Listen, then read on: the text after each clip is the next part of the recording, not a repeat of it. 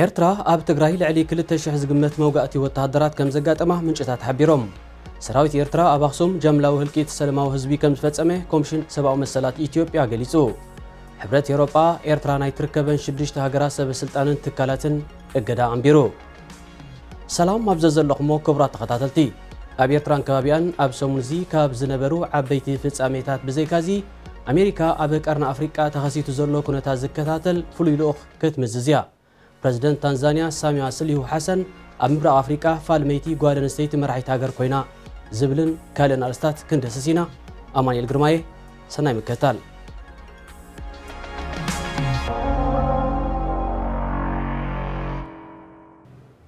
ኣብ ትግራይ ካብ 4 ሕዳር 2020 ኣትሒዙ ኣብ ዝካየድ ዘሎ ኩናት ዝሳተፋ ዘለዋ ዝተፈላለያ ኣህዱታት ሰራዊት ኤርትራ ከቢድ ሰብኣዊ ክሳራታት የጋጥመን ከም ዘሎ ወተሃደራውያን ምንጭታት ሓቢሮም። ኣብቲ ዝካየድ ዘሎ ኩናት ብዝያዳ ዝሳተፋ ዘለዋ ኣህዱታት ነፍሲ ወከፈን ካብ 700 ክሳብ 900 ዝግመት ብዝሒ ወተሃደራት ዘለወን ክፍላተ ሰራዊት 13 16 18 19 22 23 ከምኡ ድማ 525 እየን ዝበሉ እቶም ምንጭታት ዛጊት ልዕሊ 2,000 ዝግመቱ ኣባላተን ብከቢድን ፎኪስን ቆሲሎም ካብቲ ኩናት ከም ዝተሳሕቡ ኣረጋጊጾም። ካልኦት ተደረብቲ ኣህዱታት እውን በብእዋኑ ኣትየን ከም ዝወፃ እቶም ምንጭታት ብተወሳኺ ጠቒሶም። ኣብ ትግራይ ኣብ ዝካየድ ዘሎ ኩናት ዝተወግኡ ወተሃደራት ኤርትራ ብመንገዲ ሕሞራ ኦም ሓጀር ራማን ዳገርጊስ ዛላምበሳ ሰንዓፈ ኣቢሎም ናብ ኤርትራ ድሕሪ ምእታዎም ናብ ዝተፈላለያ ሆስፒታላት ይለኣኹ ምህላዎም ሓቢሮም። ኣብ ከባቢ ከረን ዝርከብ ወተሃደራዊ ሆስፒታል ግላስ ክሕዞ ካብ ዝኽእል ዓቕሚ ንላዕሊ ዓራውቲ ኣብ ቀፅሪ ተነፂፍሉ ውግኣት ይእለዩ ከም ዘለው ዘመልከቱቶም ምንጭታት ኣብተን ናይ ሲቪል ዝበሃላ ሆስፒታላት እውን ውግኣት ኩናት ክፍልታት ተፈሊሎም ይሕከሙ ከም ዘለው ኣረጋጊጾም። ከቢድ ስንክልና ዘጋጠሞም ድማ ኣብ ከባቢ ደንገሎ ኣብ ዝርከብ ማዓስከር ተዓቂቦም ከም ዘለው ኣቐዲሙ ተሓቢሩ እዩ።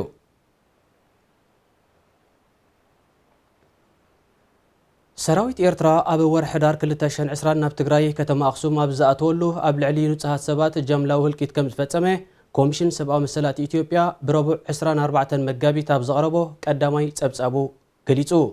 እቲ ኮሚሽን ንነበርታ ከተማ ብምዝራብ ኣብ ዝኣከቦ ሓበሬታ ወተሃደራት ኤርትራ ኣብ ኣክሱም ገዛ ገዛ እናፈተሹ ንዝኣከብዎም ልዕሊ 100 ዝኾኑ ደቂ ተባዕትዮ ብፍላይ ድማ መንእስያት ከም ዝረሸኑ ኣብ ጸብጻቡ ስፊሩ። እቲ ሰራዊት ኣብ ከተማ ኣክሱም ዝፈጸሞ ጀምላዊ ቅትለት ብገበናት ኩናት ዝኽስስ ክኸውን ከም ዝኽእል ድማ ኣተንቢሁ። ሰራዊት ኤርትራ ኣብ ልዕሊ ሰላማውያን ሰባት ጀምላዊ ህልቂት ዝፈጸመሉ ምኽንያት ከፍለጥ እኳ እንተዘይከኣለ ካብ ዕጡቓት ድሕሪ ዝተፈንወሉ ተኽሲ ከም ግብረ መልስን ሕነ ምፍዳይን ክኸውን ከም ዝኽእል ግን እቲ ኮሚሽን ኣብ ዘስፈሮ ጸብጻብ ጠቒሱ። ኣብ ኣክሱም ብዘይካ ደቂ ተባዕትዮን መንእስያትን ኣዴታትን ቆልዑን እውን ከም ዝተቐትሉ ዘመልከተ እቲ ጸብጻብ ኣብ ልዕሊ ትካላት ሃይማኖት ድማ ዕንወት በፂሑ ከም ዘሎ ኣነፂሩ። ኣምነስቲ ኢንተርናሽናል ዝርከቦም ኣህጉራውያን ትካላት ተጣበቕቲ ሰብኣዊ መሰላት ሰራዊት ኤርትራ ኣብ ኣክሱም ጀምላዊ ህልቂት ከም ዝፈጸመ ኣቐዲሞም ወቒሶም እዮም። እንተኾነ መንግስታት ኤርትራን ኢትዮጵያን ነቲ ወቐሳታት ነፂጎሞ። ሕብረት ኤውሮጳ ኤርትራ ናይ ትርከበን 6 ሃገራት ሰበስልጣንን ትካላትን ብጉዳይ ግህሰት ሰብኣዊ መሰላት እገዳ ከም ዘንበረ ኣፍሊጡ። እቲ ሕብረት ብ22 መጋቢት ኣብ መርበብ ሓበሬቱ ብዘስፈሮ ዜና መሰረት ብሓፈሻ ካብዘን 6 ሃገራት 11 ሰበስልጣንን 4 ትካላትን እገዳ ተነቢሩሎም ምህላው ኣፍሊጡ። ካብ ኤርትራ ኣብቲ እገዳ ሰፊሩ ዘሎ ብብርጋደር ጀነራል ኣብርሃ ካሳ ዝምራሕ ሃገራዊ ድሕነትን ጸጥታን ጥራይ እዩ። እቲ እገዳ ናብ ሃገራት ኤውሮጳ ከይገሹ ኣብ ኤውሮጳ ዝነበሮም ዝንቀሳቐስ ይኹን ዘይንቀሳቐስ ንብረት ክድስክልን ኣብ ሃገራት ኤውሮጳ ብቐጥታ ይኹን በተዘዋወረ መንገዲ ኣብ ምወላ ከይዋፈሩን ዝኽልክል እዩ።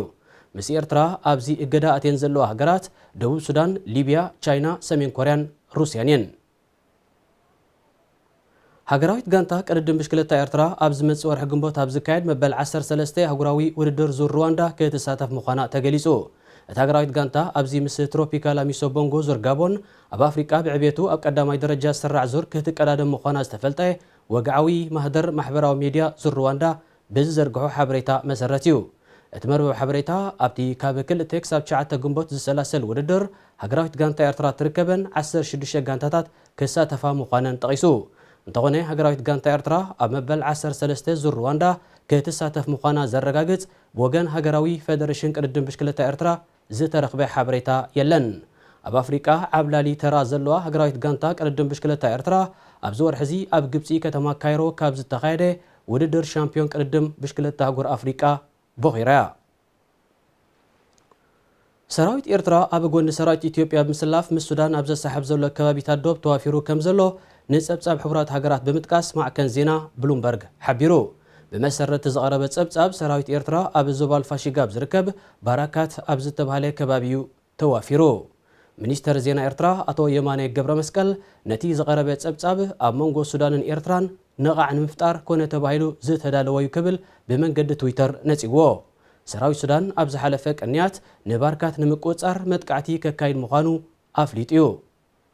ኣብ ባርካት ብከቢድ ብረት ዝተሰነየ ሰራዊት ኢትዮጵያ ዓሪዱ ከም ዘሎ ብወገን ሱዳን እኳ እንተተሓበረ ሰራዊት ኤርትራ ኣብ ጎኒ ሰራዊት ኢትዮጵያ ብምስላፍ ኣብቲ ከባቢ ምውፋሩ ካብ ወገን ሱዳን ዝተዋህበ ወግዓዊ መግለፂ ግን የለን። ይኹን እምበር ሓደ ሓደ ኣዘዝ ሰራዊትን ፖለቲካውያን ሓለፍትን ሱዳን ክህብዎ ኣብ ዝፀንሑ መግለፂታት ሰራዊት ኤርትራ ናብቲ ምስ ሱዳንን ኢትዮጵያን ዘሳሓብ ዘሎ ከባቢታት ይጓረት ምህላው ኣመልኪቶም እዮም። ካብ ስቱድዮ ኤረና ፓሪስ ዝፍኖ ሰሙናዊ ፍጻሜታት ኢኹም ትከታተሉ ዘለኹም። ትሕዝቶና ገና ይተዛዘመን ክንምለስ ኢና ምሳና ጽንሑ።